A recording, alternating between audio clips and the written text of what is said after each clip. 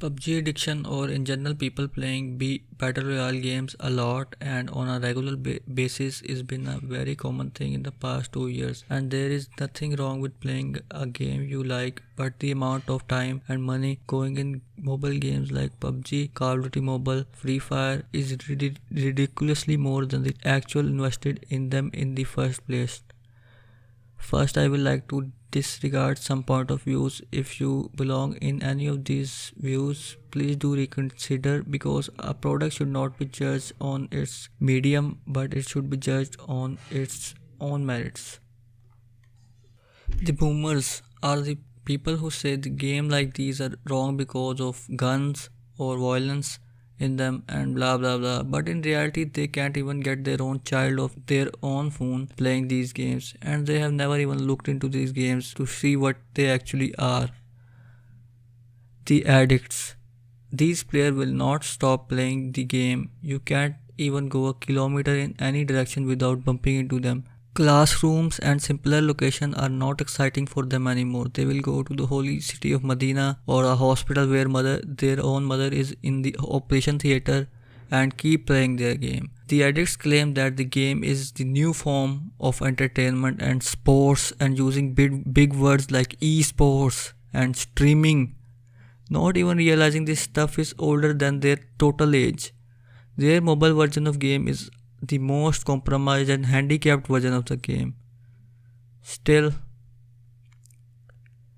the gamers, the people who are playing the games before the modern form of the smartphone existed, pre 2010 players, it's not that the game they play don't have flaws, but they will go to the developer's house, beat them up for a few hours, then staple a list of bugs and problems in the game and get them fixed in the update or the next game.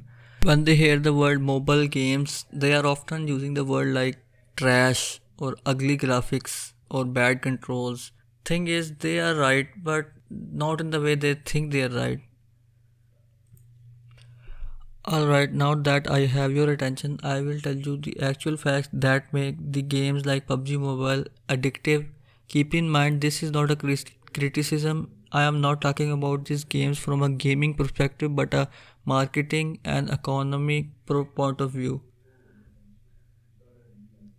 Accessibility. Mobile games have an advantage of accessibility and are the only way to access millions of people. People have already bought a smartphone, mostly spending more than they can afford on a new phone. For comparison, on the opposite, Nintendo, one of the biggest and the oldest game developer and distributor, nearly always requires you to buy their own hardware to access their market of their games. Free to play. Even after owning a Nintendo system, you will have to pay $60 for one game. For the gamer, that's a normal thing, but that leaves the people that don't own a computer or a console. Their only way to the internet is the smartphone, and they are not willing to pay even a $1 for trying out a video game. They are used to services like Facebook and YouTube for free. So in order for a video game company to access this market, they will have to resort to the same tricks used by Facebook, YouTube, or other online services. Login and character creation. After downloading, they have to log in, but these games allow logging in with Facebook, Twitter, or Google, so just one click, and they don't have to open their email once. Just choose gender, skin color or hairstyle and you are in the game. But for clothes, they don't have any, or very basic looking clothes are given that are made to look ugly intentionally. Bots.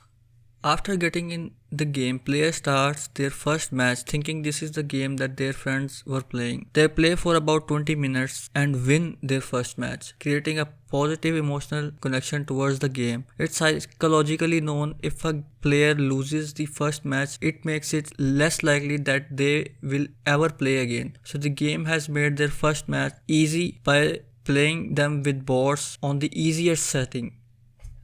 Skill based matchmaking. So they play a few matches. Now they are allowed to play with players but not all of the players in the match are human. The ratio of bots and players is maintained by calculating their skill in the game and matching with player on their relative level. If they become a better player, then they are challenged to play with more human players and have a real challenge. Keep in mind that this is not that the bots cannot be good players, or even that the human player base is low and they add bots to fill the lobby. They use bots because they can control how good or bad they can play and tune it to the skill of the player to give them a feeling that they are a above average player.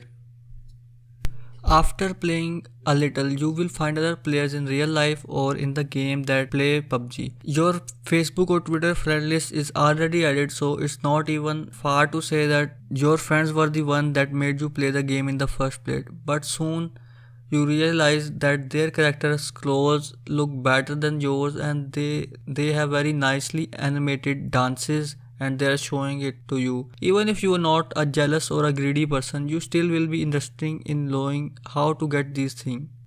With clans, a social synergy system, and a social scoring system, it creates a complete social system to keep the player engaged. Even if they're not that interested in the game, they will keep playing just because of their friends.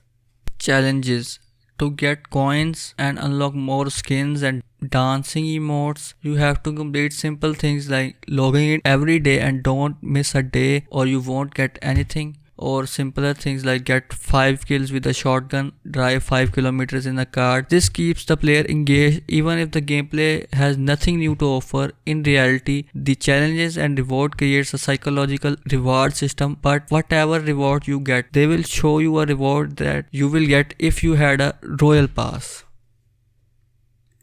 As we all know, if you are not paying for the product, you are the product. After players are playing this game for every day, if they don't start spending, they act like free marketing, getting more friends in the game. And now if you haven't subscribed to my channel, do it right now, because the second part of this video is coming that will explain the monetization of mobile games and how the free to play games make money through gambling and other old known human psychological weaknesses that can make a person pay for something that is free.